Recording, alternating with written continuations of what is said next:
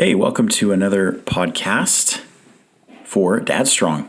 My name's David, and I have a really cool guest today, somebody that I met a few months back at a digital marketing event. And you know those people that you meet within the first few minutes and you're like, whoa, I feel out of my league even talking with you. And this was one of those individuals. His name is Dov Baron, and he actually has the #1 podcast for leadership. And he is an international speaker and a coach of high-level executives in Fortune 500 companies. He does media all the time, does interviews all the time, on TV quite a bit. And he is so down to earth and super fun to talk to. I think in part of this podcast, he's even speaking Martian to my 3-year-old daughter who's running around the room. So you're going to hear all sorts of fun stuff in this interview today, but we really cover essentially giving men permission to be a leader. But we go pretty deep, like really deep into who you are and maybe what's holding you back from doing that. So this is a serious treat. I am really excited to have you listening to this and a part of the Dadstrong community. Thank you so much and enjoy the conversation. So here's the deal. Most dads today feel stuck, overwhelmed, like a shadow of the man they once were in their primes. And that's not okay. We're taking back the dad flag and creating a movement of men who will be strong leaders for their family, strong physically for their health, strong mentally for their careers, and strong internally for a balanced life. We are Dadstrong, and this podcast is for you. All right, we're started. I've got Dov on. I am super excited to have you on here just to have a great conversation. We met at the end of February, so just about 3 months ago or so, or two. Yeah, 3 months ago. And you just have a fascinating background, and it was kind of a fortuitous connection. We're sitting in a lounge, little VIP room for this event, and I saw you kind of wandering around, almost looked out of place, but in the end of the day, I don't think you could ever look at a place, which is kind of amazing about you. And started a conversation, and you agreed to be on the Dadstrong podcast with our billions of listeners. And I just really, really appreciate you, Dov, doing this. You're a coach, a speaker, you're an author, you're a father, you're a husband, and you're a dream seeker, which is, I think, amazing. You go after your passion. So I'm also a G-Dad. Yeah. Again, oh, you're a G-Dad as well? A G-Dad. See, that's next level stuff right now. So thank you for being on, Dov. My absolute pleasure, David. I'm actually excited to be here. This is one of my favorite subjects. So tell me a little bit about your journey as a dad, and then we could talk a little bit about your professional journey as well. I'm sure they dovetail obviously very well together, but I'd love to hear about your journey as a father. My journey as a dad is, to say the least, rocky, because I had a horrible model. But it's rocky because I was a dad very young. I became a father at 19 years old. And by the way, that was not an accident. That was actually a planned pregnancy. Became a dad at 19 and I got divorced from my then wife at 21. Mm-hmm. So we were married for 5 years and left the country. So I didn't really see my daughter very much at all. I actually saw more of her after I left the house than I did before. I was a pretty bad dad in that I was working, I was unavailable, I was not present. When I would come home from work, I would say, please take the kid away. I'm so tired, I'm exhausted, after I'd done an 11, 12-hour day. When I left, I actually realized that I was not avoiding my daughter, but I actually was avoiding my marriage, and that's why I wanted to be left alone. So after I left, whenever I would be there, I would want to be with her, and she actually would spend as much time as she possibly could with me and I with her. And I took her for much more than my time. And then I left the country. And when I left the country, obviously I saw her much less often. She did come out to Canada. I was living in Canada. She came out and lived with me in Canada for a little while. And she came out to Australia and lived with me briefly out there as well. And then when I moved back to Canada, she came back again, and we spent some time together. And now my daughter lives in Australia with my son-in-law and my 3 eldest grandchildren. I also have 2 here. I became a dad a second time in my 40s actually late 30s when I met my wife, who I've been with for 22 years, and she had 2 sons. And my stepsons became my boys, and they introduced us as their parents. And I got to be a lot better at being a dad with age, with a shift in perspectives and values of what really mattered. So that's the overview. Yeah, I feel like that's the high level overview. It is with indeed. The wonderful gift of perspective. Mm-hmm. So tell me a little bit about the perspective of being a father during that time when you were 19 and your heart was kind of pushing your daughter away, even though it was really pushing your ex-wife away. So there's a number of guys on this podcast who listen to this podcast who work a lot, and they feel like this belief is, if I work hard now and I push through everything now, then I'll have enough money to pay for any issues that come up during that time. Can you talk to me a little bit about like that belief and how that's limiting, or if that is limiting? I don't know if I can afford therapy for my kids for the time I missed.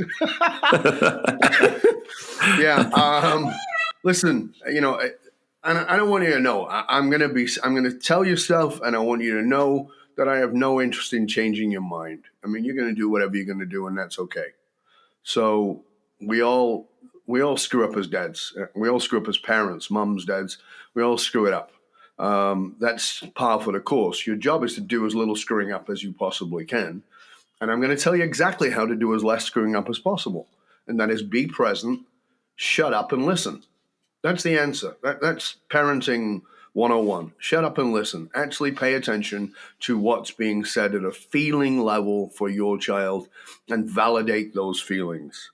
However, when I was young, like most people young, particularly people like me who are A-types and driven, there's this idea that I'm going to fix all the problems, present and future, by making a ton of money, by working super hard, becoming whatever it is that you've decided you're going to become. And what I know now for sure is, as I spend time with my youngest granddaughter, who's now 9 years old, as I spend time with her, what she really wants is just me to be present. We were laughing about this the other day, that, she always battles to leave 3 bites left on her plate at the end of dinner. And we finally found the solution. And the solution is, if you don't finish your dinner, you can't play Shopkins with G-Dad. I am G-Dad. So you can't play Shopkins with G-Dad. And she so loves to play Shopkins with G-Dad because I get on the floor, I'm totally present with her. I'm acting out characters in the Shopkins world who have psychological problems. One of them has a fear of heights, and the other one's a paranoid. I have psychological background, so I play it out. And she has literally wet herself laughing. So quite literally freaked herself out because she laughed so hard. But really, that's what she wants, and that 15 minutes of being present with her to that degree is likely to be the thing that will, she's not going to remember my wisdom. She's not going to remember my insight. She's not going to remember, the fact that I took her to, this or that, or I bought her this or that. What she's going to remember is the time I was absolutely present with her, played with her, listened to her, talked with her, read with her, played with her. So that's, it's like I said, I'm not interested in changing anybody's mind. You're going to do whatever you're going to do, but you got to remember that that's actually what it's about. And that doesn't take 24/7. You say, well, I don't have time. I'm trying to build a business. I understand. Take 15 minutes. Just block it off. 15 minutes to be absolutely present. Now, on the other side of that, absolutely present is not all play. Because I would say, without a shadow of a doubt, that my granddaughter knows that when I say no, she doesn't mess about. Yeah. She gets that I'm totally present with her, and that is no. That's the end. Stop. And it stops. So it's not about all being being the good cop, bad cop. It's about being both, and that means being present and saying why. Yeah, man. The environment I grew up in was like the authoritarian. Yeah. You do what I say because I said so, Yeah. and there's no connection to the why. Nope. So that's difficult, with respect and all that. You can have a healthy fear of your parent for fear of retribution, but when it's this respectful love of, even if I don't agree, I know you're doing it because you have maybe a different perspective than I do, and you're trying to help me, or you're trying to protect me in some way, and you can agree to disagree on on whatever the issue is. But in the end of the day, you know that you're loved, and there's never a question about that. Yeah, but I don't know if you don't mind. I'm going to challenge you a little bit. I don't know that I ever want a child to fear me. I have no interest Right. in having a child fear me whatsoever. But I want them to know that no is an okay word. I mean, I know there's these modern parents who are like, oh, you never use the N word. If you don't listen, here's your deal. I know, because I was a young parent. I get it. You want your kids to be your friend. You're not their freaking friend. You're not supposed to be their friend. They don't need you as a friend. That's why they go to kindergarten or school. They don't need you to be their friend. They need you to love them. They need you to understand them. And they need you to teach them boundaries, not rules, boundaries. The difference between a rule and a boundary: rules have no reason why. Boundaries do. And you explain it in the language that is relevant to that child, meaning within their age and their capacity. So you don't explain the long philosophical understanding to a 3-year-old, but you say, Daddy doesn't want you to do that, and here's why. This is what it is. Do you understand? Yes. Tell me why Dad doesn't want you to do it, and let the kid tell you back. And then if they don't get it right, you say, yeah, that's kind of right, sweetie, but let me just tell you a little bit more. Don't go too long. They have attention span of a gnat. They have a shorter attention span than we do, and we're on the internet with a 3-second attention span. So keep it simple, keep it loving, and be present. Here's the other thing. Get down on your knees. Be at eye level. No matter how sweet and kind you talk, if you're 6 feet looking down at an 18 inches high or a 3 feet high person, you are still the overlord. Get down on your knees, come down to their level, and change your vocal tonality. Vocal tonality is extremely important in parenting. If you're being loving, you have a loving voice. Even when you're being firm, you still use a loving voice. Bring your tone down, but it's firm and it's present. That's good. That's so powerful. Like, I definitely agree with you on the fear thing. I grew up in that kind of fear environment, and it's difficult for a relationship. It really hinders relationship. I don't even know if you can have great relationship when there's fear. You can't. And what's more is, what we need to understand is this. David, that I work in the field of leadership. I work with phenomenal leaders, people who are, running very large organizations and corporations. And they've been brought up as this, and this translates into how they lead. You see, how you were parented is how you'll lead unless you change that. So, and so what we do is we either repeat the pattern or we polarize the pattern. Did you get that? Are you listening to that? Write that down. We either repeat the pattern or we polarize the pattern. It means you do what your mom and dad did, or you polarize what your mom and dad did. So if you had an authoritarian parent, now your kids are running roughshod over you because you're trying to turn them into your friends. Or you had parents who were super friendly and you've polarized it by becoming authoritarian. Or if you had authoritarian parents, you become authoritarian. It's simply that. We repeat, or we polarize, because the mind works in polarity. What you need to do is to find the healthy middle ground. You need to find the healthy middle ground, because that fear-based does not build relationships, does not make you a great leader. And here's what I want you to understand. Leadership is impact. That's what it means. It means you get to influence and have impact. Well, what the hell are you doing in your family? You're a leader. You're the leader of your children. You're a leader in your family. Your wife, your husband, your partner is a leader in the family. So be a leader. lead by example. So I'm just going to break that down just a little bit, Dov, because I think so many of us men in the United States and maybe Canada and Australia and in the different areas of the world struggle with the same thing, but understanding what their impact is as a father. Yeah. And that belief that they are a leader. I'm around a lot of men all the time at work now, and I see passivity. Yeah. And, talk to me a little bit about, is passivity the antithesis of leadership? Is it that directly correlated? Obviously, there are quiet leaders who just do, and they lead by example. And I don't think that has to do anything with passivity and quietness. But just maybe speak to that a little bit of like, what kind of impact does a father have as a leader, and maybe give some men permission to lead? I think that when I look at men, I do a lot of work with men, and as you and I talked about, David, back in the late 90s and early 2000s, I ran men's groups when the men's movement was honest, under the work of Robert Bly, Gillette, Keane, and many other fantastic authors and brilliant men. And, we talked about the need for men to own their power as men. It's just not about being misogynistic. It's not about being dominant. And again, because the mind polarizes, many men went the other way. We turned into men who are afraid to take their testicles out of the jar that they store underneath the sink. And by the way, if your wife is carrying your balls around in her handbag, it's not because she took them from you. It's because you handed them to her. She doesn't want your balls. She wants you to have your balls. And you can't parent without your balls. Now, let me be clear. Having your balls is not about being dominant. I have my balls. You've met me, David. There's nothing that comes across as lacking balls in me. But I'm also incredibly romantic.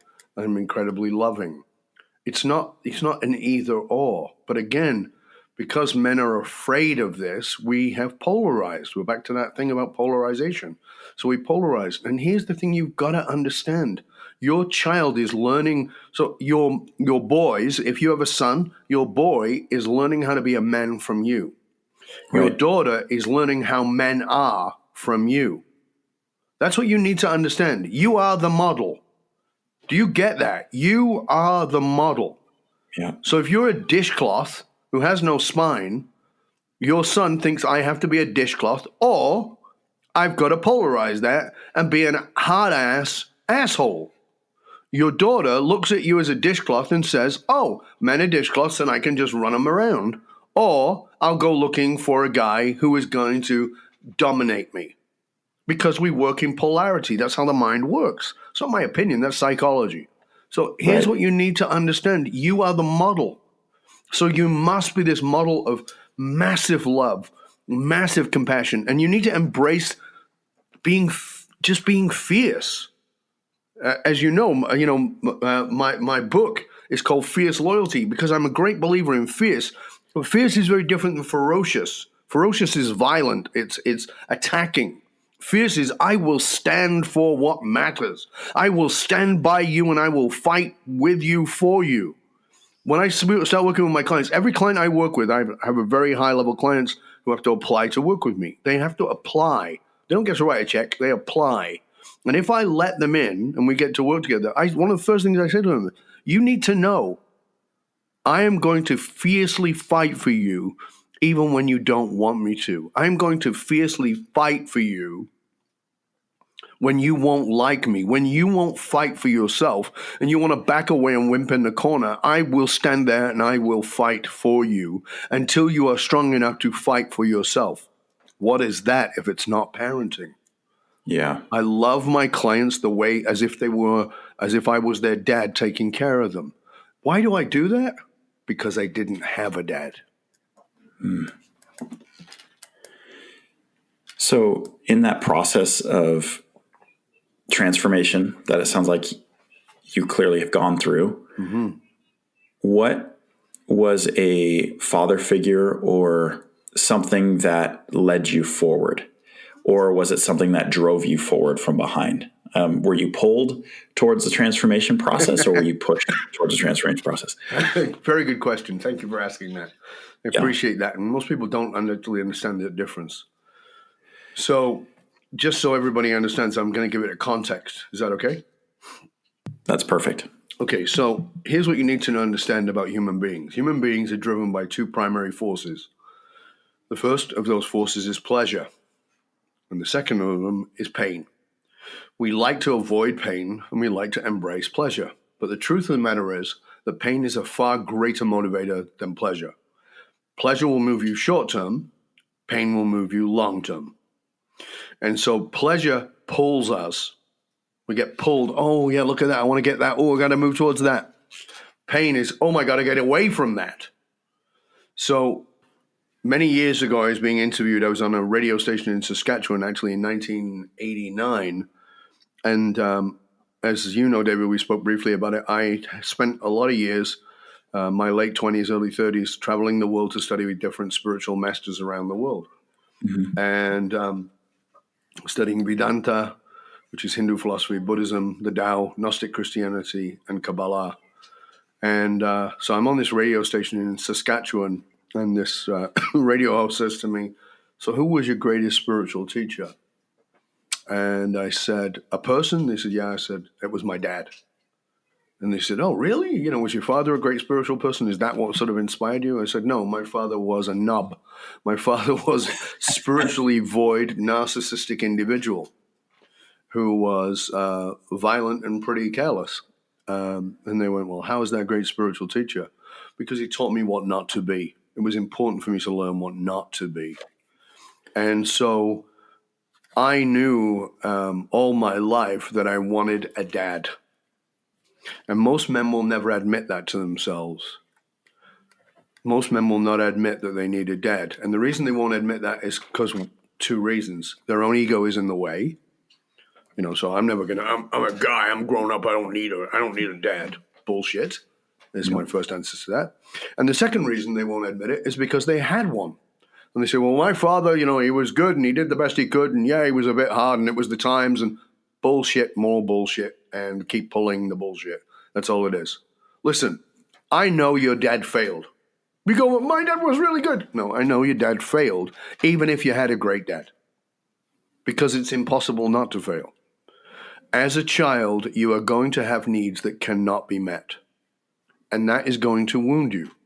Now, I'm not saying your dad was terrible. He might have been, but he might have been actually a really decent dad. But he couldn't help but fail because it's impossible to be perfect.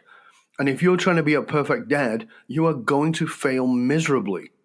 You've got to do the very best you can to be present, to be loving, to be compassionate, to hold great boundaries. You've got to do all those things. But for me, I knew I needed a dad. I knew that I was desperate for that. I found myself, because of my psychological studies that I was involved in for 30 odd years, I knew that that father figure was what I needed. But what I began to understand was I was becoming what I needed. That my evolution as a human being was to become the very thing I needed. But I couldn't do that until I examined, and here it is. I had to examine what the little boy in me needed. I had to stop and ask, what does my little boy need still to this day? What does he need? You know, here I am at 30, 40, 50, whatever the age might be. What does the little boy who lives inside of me need? And many of you guys listen and go, "Well, nothing, I'm fine." Bullshit. What does the little boy in you need? What did you need that you could not get? Or what was it that you needed that you could get but you couldn't get enough of? Ask yourself that question. And then find a way to give it to yourself. And how do you do that? Close your eyes. Right now, close your eyes. And picture yourself as a small child. I don't know what the age is, but you do. It's that age that just came to you. Picture that little boy. And picture him in front of you and crouch down so that you're at eye level with your little self. And ask him, what do you need? And if he doesn't tell you, wait and be patient. and ask again, what do you need? And if he doesn't answer, wait, be patient. Come back 10 times a day, and in a moment, only takes a moment. Just stop, crouch down, find your little self, and say, what do you need? Until eventually he will be able to tell you exactly what he needs. And when you do that, when you learn how to give you what it was that you needed, you will be a far better dad. That is so powerful. I'm wondering if there's anything we can do to help guys understand maybe some different examples of what that could be. I mean, for me, immediately it comes to mind, I just want to feel taken care of. Right. And that's something that I'm very driven. And so I fight daily, even after I know I've lost, continue to fight and push to get to that place of I need to take care of myself because I'm not taken care of. And that had been a huge driver for me, to be reckless in a lot of ways too, in business. Right. So when you say taken care of, you have a context for that because somebody else might say that. So let's say Fred's listening and Fred says, oh yeah, me too. But what it means to Fred is not what it means to you. Right. So what does it mean to you when you say taken care of? To me, it means I can rest. And I've always, in my family, have always worried about, we don't have any money. Mm-hmm. And I feel, I've always felt, I want to go do this or go do that. We can't afford that. Mm-hmm. We don't have enough money for that. So I always felt this unrest of, I have to do something to fix that, right? To solve that. And now, no matter where I am today, that's that feeling of, it's never enough. I'm never going to be fully taken care of. Right. I can't rest. That's what you see. Thank you for sharing that with us. I really appreciate that because that is the thing that everybody has to understand. That didn't go away. You think, people will say, well, that was the past. Bullshit. Your past is leaking all over your present and is polluting your future until you deal with it. So here's the thing, taken care of for you actually means money. It means being able to provide for. For somebody else listening to us, they say, well, what it means to me, taken care of, I wanted that too. But what it meant to me was that I actually, when I got sick, that somebody was there because my mom worked 2 jobs and my dad was gone. I'm making it up, but whatever it was. Yeah. So when you get to the answer, whatever your answer is, when you find out from your little boy or your little girl, and you sit down to listen to that part of you inside of you, be sure you find out specifically what it means. So if your little self says to be taken care of, you say, tell me what that means to you. Find out what it means. Because these things become what's called our psychological primary drivers. And if we don't deal with them, they control our lives. So as a result, your need to be taken care of financially will have you, if you're not careful, ignoring your partner, ignoring your children, ignoring everything else, and justifying it, saying, I'm just trying to take care of us. That's why I'm working 60, 80, 100 hours a week. That's why I don't have time for the kids. That's why I can't go play in the park. I'm just trying to take care of us. Meanwhile, your kids are going, I have no dad. Your partner's going, I have no partner. Because you're actually being driven out of your own wounds rather than out of your choice to be a parent or to be a partner. So that brings up the next question that I had was, what are some markers that you see in people's lives that can identify the void? So if it's, this person's a workaholic, it's not always going to be the exact question that they need or the area that they need. But what are some ways that you see the negative manifest that reveals what the core driving need is in that person? Mm-hmm. There are a million, and the reason I say that is because they're so subjective. Yeah. Right? Because you're going to do it your way. And the problem with it is that it's your blind spot. You will not see it. you will actually have to go to your partner, and maybe if you have children, to your children, and find out what it is you do to avoid being present with them. Because it's incredibly selfish, because you're actually not present with that person. You're just running your own needs. You're running, this little kid inside of you is running you. Now, let me be clear here, because then when I say that, very often people get pissed at the little child inside themselves. Like, leave me alone. Let me just be with my children.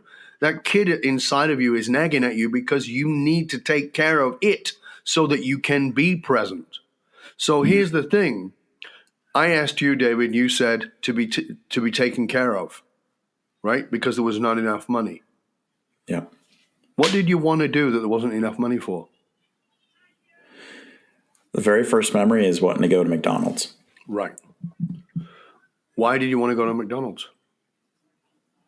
It felt like something special. We lived in a very country area where it was about a 20 to 25 minute drive into town. Right. And that we never ever ate out. We ate what we hunted. We ate what we grew. Right. So to have that, and even today, my wife's a foodie and stuff, and so we love to eat, fun food and just different places. And it feels like it's such a treat to go and to eat at a restaurant. Right. But that's where it started. Right. So what did you really want? I think I wanted to feel special. Ta-da! Yep.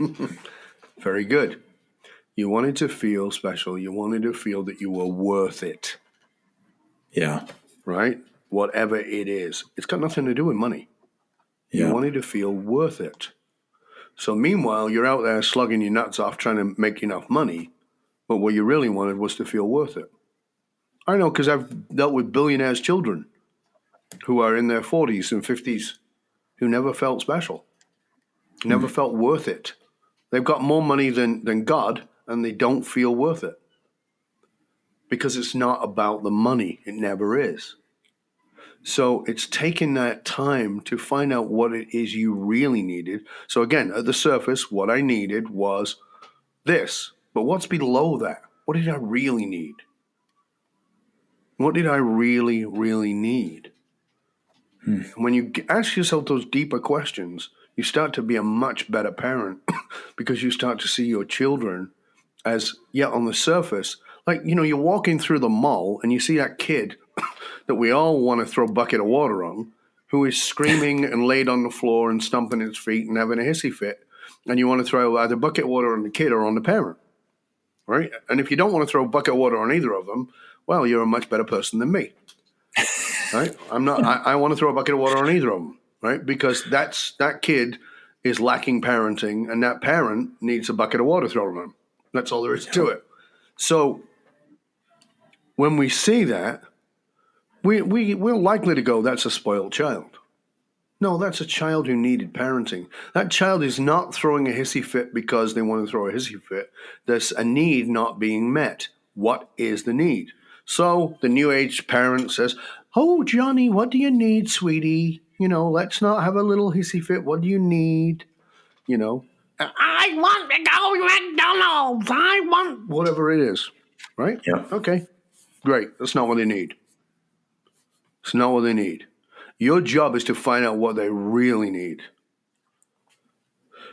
And the thing about it is you will have to be patient, particularly if your kid is now over 5 years old, because it will be buried for them too.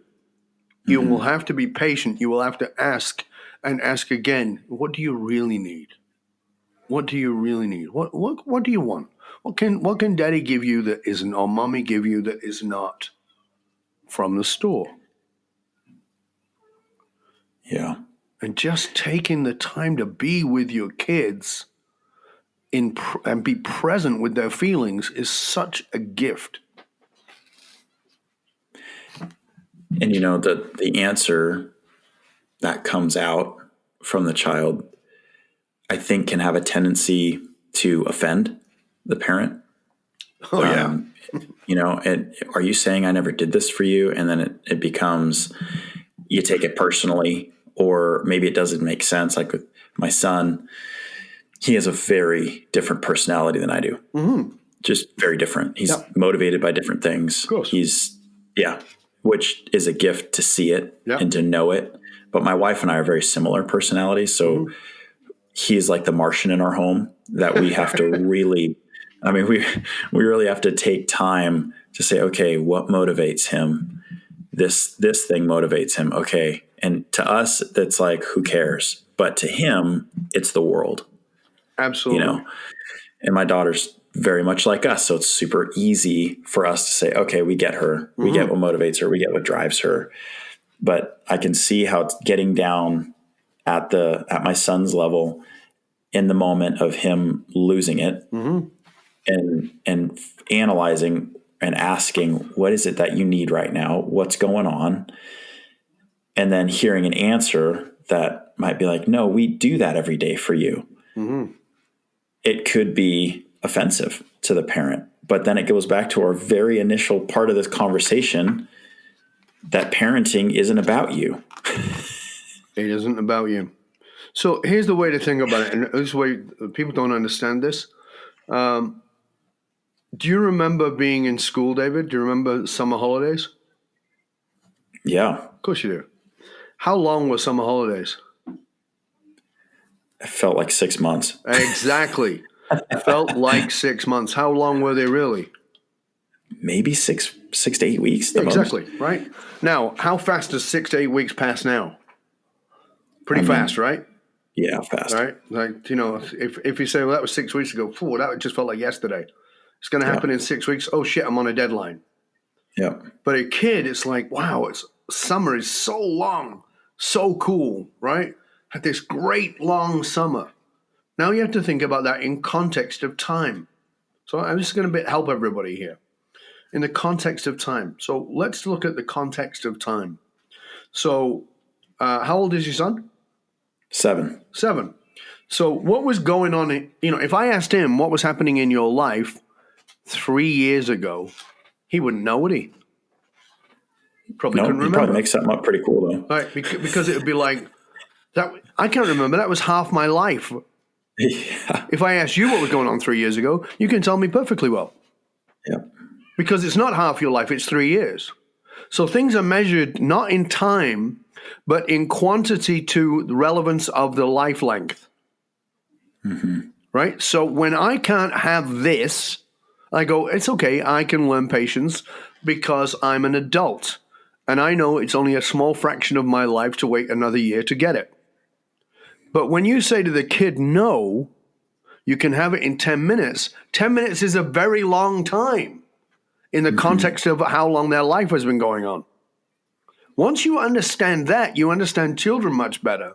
But you understand that they don't work in the same time frames as we do because everything in our life is broken down by the context of how long we've been on the planet. And remember, none of us know how long we'll be here. Yeah. So when you look at your kid is impatient because their life is going away. You, on the other hand, go, I'm 30, I'm 40, it's 50. It's fine. I've got plenty of time. So this is one of the things to understand. So when you say something to a child, like, you're trying to find out, and your kid says, you always, and by the way, this is language of children, you always and never. By the way, just so you understand this, if you're in a fight with your wife or your husband, and you find yourself saying, you always or you never, you are a child. You're behaving as a child. And I'm not saying that to chastise you. I'm telling you, psychologically, your mind has moved back into the position of being a child because it's not true. Your wife, your husband, your partner doesn't always. They do sometimes, maybe even a lot of times. But nobody is always and never. But we go to that when we're in that child place. And so when your kid says, you never, that is the timeline reality for a child. You have to be an adult and realize that it is forever to them. And so when they say you never, now the interesting thing about that is as we become adults, we start protecting our parents. So you sit in a therapist's office and your parent says, your therapist says, well, did your dad do X? And you go, oh, always. That's not true. Mm-hmm. Did your dad do this? Never. Not true. See, my dad was absolute shit. But I know there were moments that he was awesome. I'm just not under any illusion that the awesome was always, or that the shit was always. The shit was the majority. I'll give you that. Right? So it's understanding that gives us the context of dealing with our children and doing the best that we possibly can. And when people say, my dad did the best he could, my mom did the best she could, based on what was going on, that's very often a cop-out. Here's the question I want to put to you as a parent, is this. Are you doing the best you can with what you know? Or are you doing the best you can with what you're willing to know? There's a vast difference. With what you know is a cop-out. With what you're willing to know means you're listening to the Dadstrong podcast and you're taking notes and you're listening and you're learning and you're paying attention and you're taking that and you're applying it into parenting. Then you're doing a better job. You're reading the books. And yes, you're getting conflicting ideas, and that's okay because you're trying them out and you're finding out what works with your kid, because your kid is not a kid from the book, it's your kid.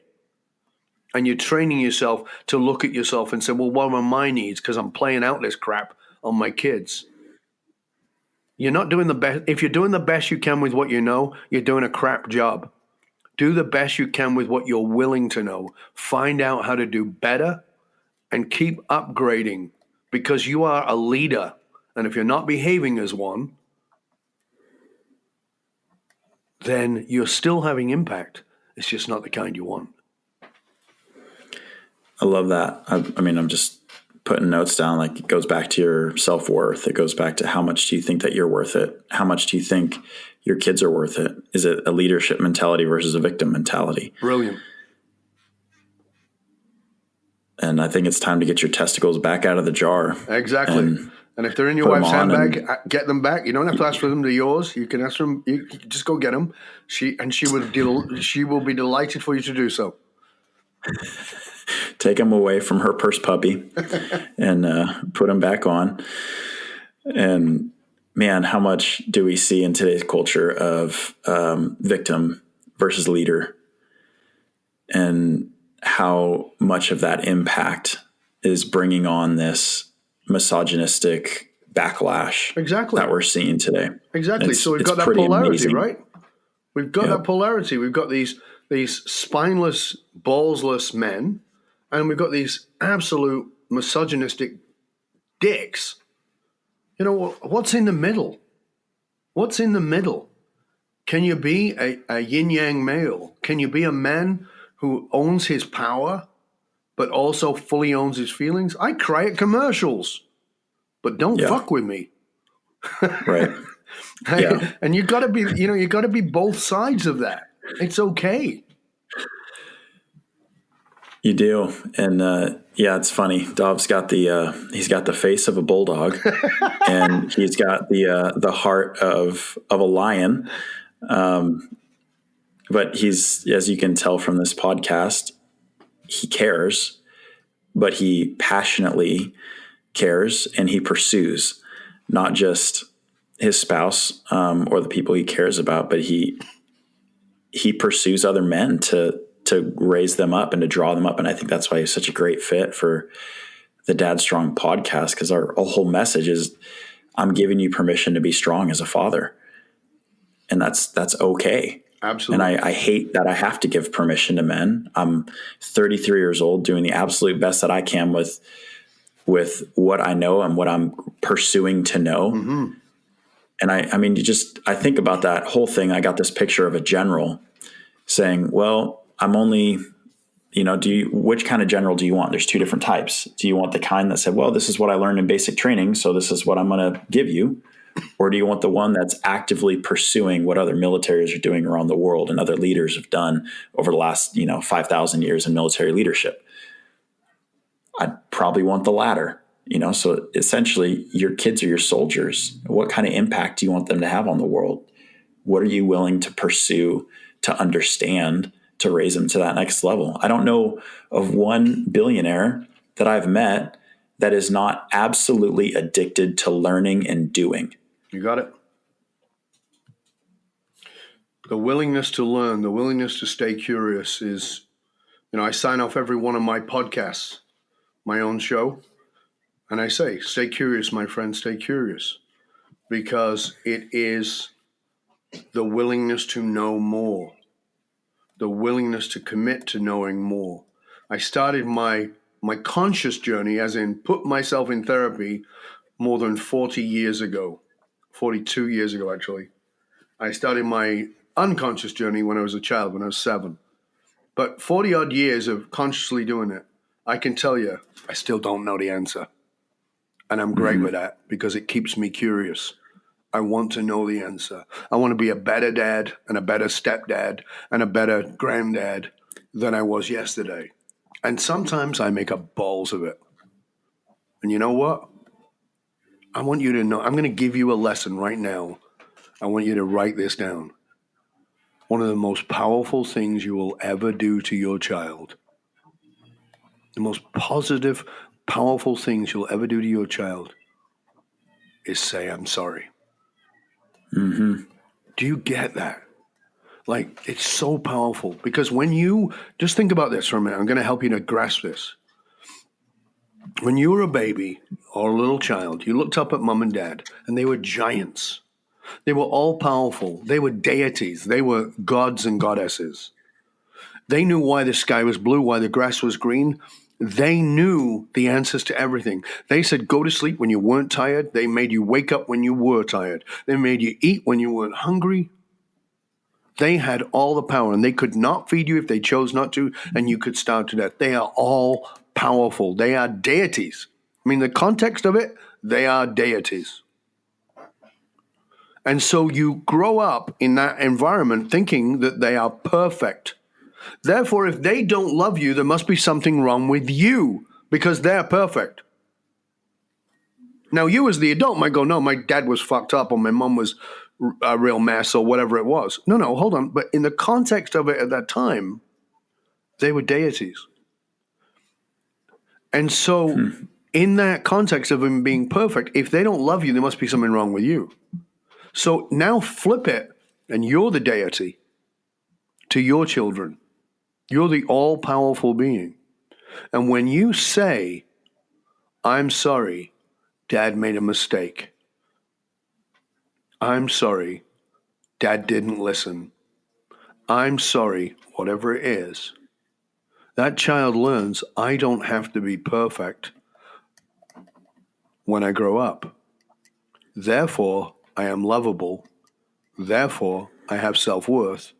Therefore, I don't have to spend that investment my father had on working 80 hours a week on my therapy. That's so powerful. And I want to draw a distinction here between sorry as a weakness and sorry as a strength, because our culture has shown, okay, if you are constantly apologetic, you're spineless. Absolutely and there's a difference. not. If you can say a genuine sorry, you show your strength and your power.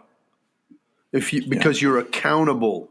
If you can't say sorry, that doesn't make you strong. It makes you a complete, total wimp.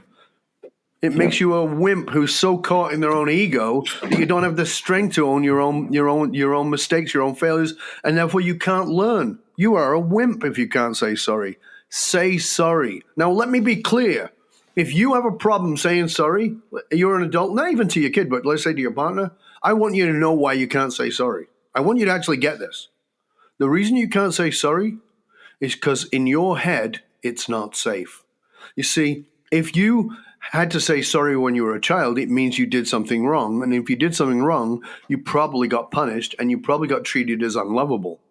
So in your head, sorry equals I will be punished and I am unlovable.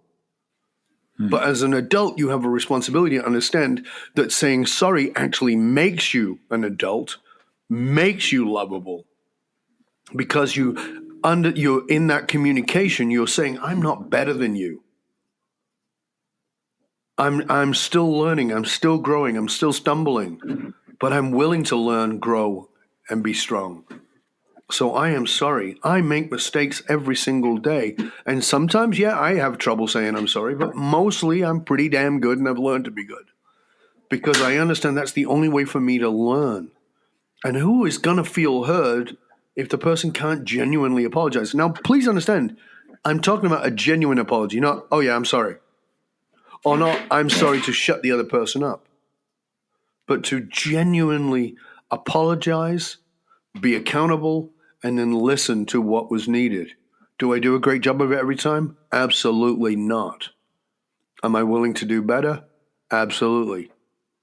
That's what we all need to do, is to step up and own that. And that's not easy. But it's the way to be an adult. It's the way to be a dad. It's the way to be a man. It's got nothing to do with weakness and everything to do with strength and power. And the other side of the apology is forgiveness. Absolutely.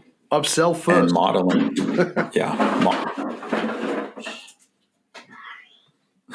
Do we have little visitors again? She wanted to come in and rock her doll. That's okay. At my feet. So that's fine. I'm going to say, for our listeners, I'm going to say hello to her.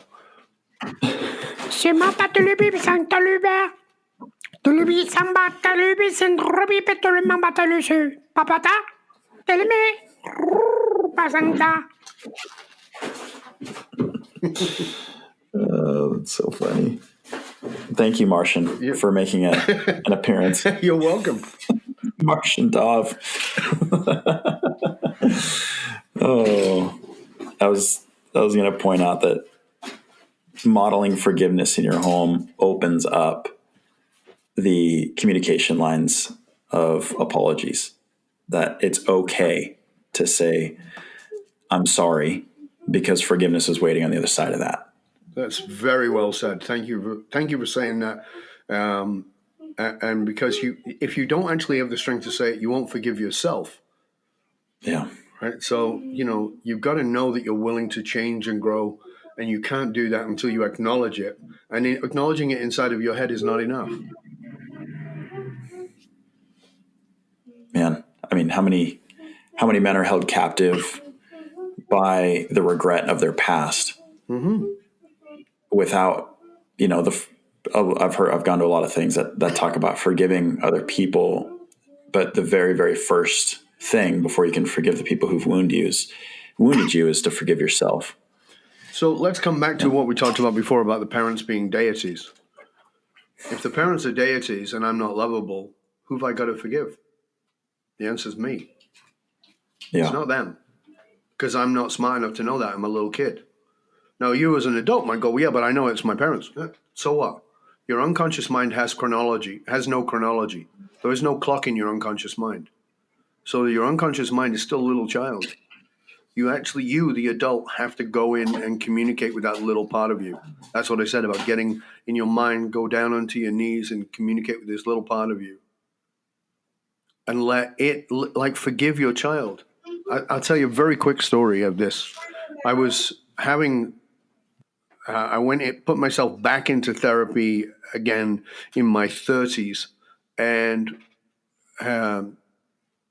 we were having this conversation. I don't know what it was about, my therapist and I. And somehow I ended up having this conversation about how I'd been in the mall, and this kid was really annoying to me. And Pat, who was my therapist, said, well, what was it about him? And I said, just a whiny kid. I said, what the hell's wrong with that parent? And I was very judgmental of the parent and of the kid. And she said, why do whiny kids bother you? And I was like, I don't know. They're just like, they're not parented properly, or blah, blah, blah. I had all this judgment. And it so happened that my mother was visiting me from the UK. She had flown over, and we were hanging out. And I said, what? Can you tell me what it was like when I was little? She goes, what do you mean? She goes, you were so cute, the usual nonsense. And I said, no, what was I like? And she goes, what do you mean? I said, well, when people would come over, how would I be? Oh, she goes, oh, that's easy. They'd knock on the door and you'd hide behind my leg. Because I actually remember that I was a very terrified child. And she said, and I said, and then what would happen? She goes, well, usually people would say hello to you and you'd get kind of whiny. And I went, oh my God. Okay, thank you. I got it. I hadn't forgiven myself for being a whiny kid. I hadn't forgiven myself for being afraid Well, I was a little kid. Why wouldn't I be afraid? I lived in a terrifying environment. Of course I was. So, take a look here's again something for you to write down. You don't live in the world. You live in the mirror. Everything that you see that bothers you is a reflection of you, some part of you that you've not forgiven yet.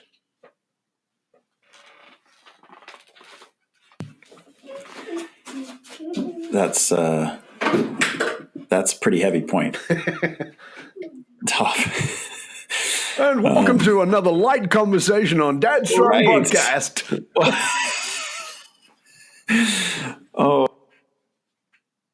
Somebody had said, look at all the relationship problems that you have in your life and draw one common denominator. It's you. It's you. Yeah, that was actually our conversation in San Diego. Yeah. You are the common denominator of every relationship you have. And it's that, not the world. Nope. It's the mirror. That's where we live. It's full circle to that. Mm-hmm. And I think I want to kind of pause that conversation right there, because there's so much that we just went through on this podcast that for Dov is like probably 35 plus years and 40 years of discovery for him. And I don't want dads to sit here and say, you know what, too overwhelmed. Mm-hmm. I can't start on this journey. Right. It's just, that's too deep. That's too much. That hurts too much. Whatever that narrative is that it's in their head. Mm-hmm.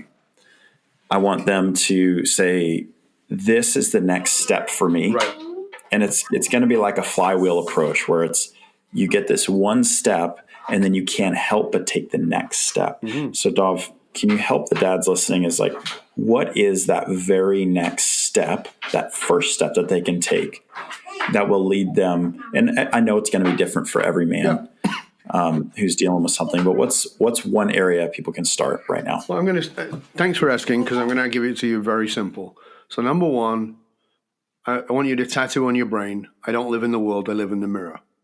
Something pisses you off, irritates you, that's something inside of you. So just start there. And I'm not asking you even do anything about it. So please understand, I'm not saying, okay, now you have to change. No. I just want you to observe. Just become aware. If your kid's pissing you off, that's something in you. If your wife, your husband, your partner is pissing you off, that's something in you. If your workmate is pissing you off, that's something in you. Just be willing, and I'm not even saying do anything about it. Just be willing to go, okay, I'm the common denominator of every relationship in my life. Start there. The next thing I want you to do is I want you to practice that exercise I gave you. Very simple. I want you to close your eyes and imagine yourself getting down, crouching down, and talking to your little self and asking your little self, what do you need? What do you need that you couldn't get? Or what do you need that you couldn't get enough of? And keep just asking that question. And then when you get an answer, which might not be for a while, it was 2 years for me. When you get the answer, ask what is it about that you want? What is it about that you need? And just keep asking, and keep asking, and keep asking. And you don't even have to do anything. Once you get the answer, you don't even have to do anything. It will change you dramatically. Listen, I just want you to know as we finish up that you are a leader. You're not a victim. If you're a victim, that's your choice. But you are a leader. Leaders have impact. You have influence. You are the model. You have a responsibility to that. And listen, I know that right now you might be listening to this and going, I am a shit dad, or I am a marvelous dad. Whatever position you're in, it's okay. You've done the best you could with what you know. Now you have a choice to do the best you can with what you're willing to know and what you're willing to do. Because as of the end of this podcast, you now know more, so you can do more. Stay committed to staying curious. Great parenting is curiosity. Ask your kids questions. Let them be your teachers. My granddaughter is my Buddha. All four of my grandchildren are my Buddhas. My wife is my Buddha. My friends are my Buddhas. Stay curious. That's where your heart opens up. There is no weakness in love. Stay loving, stay powerful, stay curious. Be the man you are meant to be. You are here to serve. Be a warrior, be fierce, but be fiercely loving, open, and compassionate.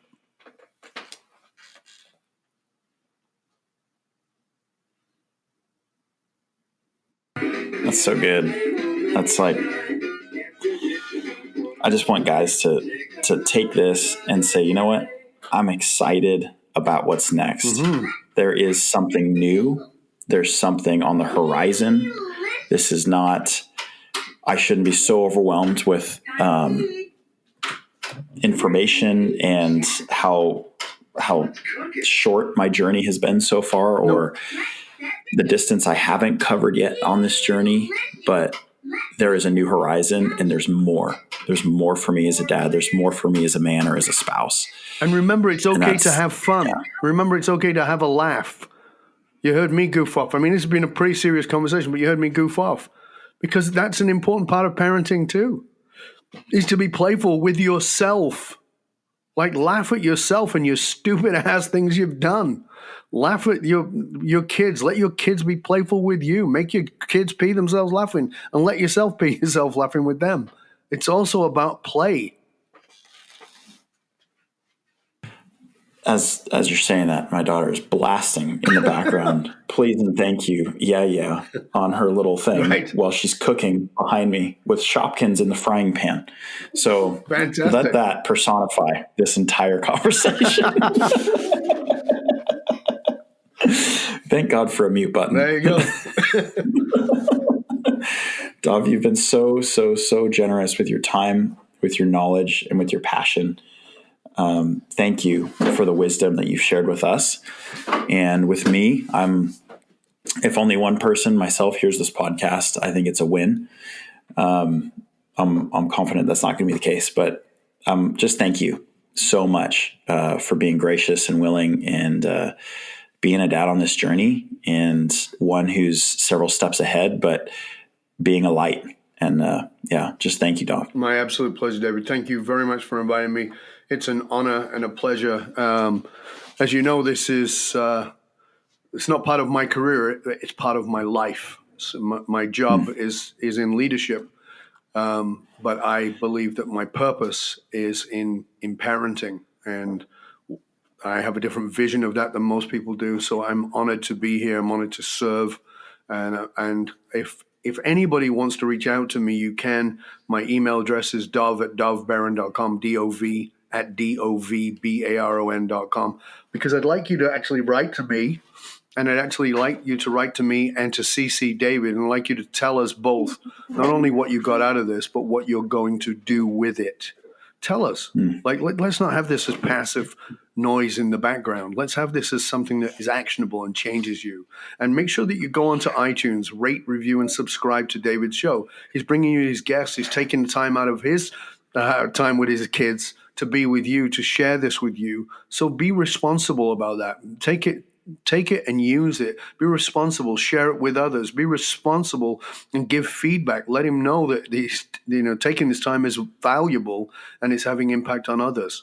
I want to thank you for inviting me to be on the show. I want to thank you as a listener for inviting me into your ears and into your mind. And thank you for your engagement with what it is that I've shared. Thanks for listening to this podcast. I am so grateful you got to hear what we just went through. And if you love what you just heard, come join us over at dadstrong.com and grab yourself some swag, grab a hat, a shirt, sport the brand that is helping dads be strong for their families, changing the world one household at a time. Thanks again for listening, and hope to see you over at dadstrong.com.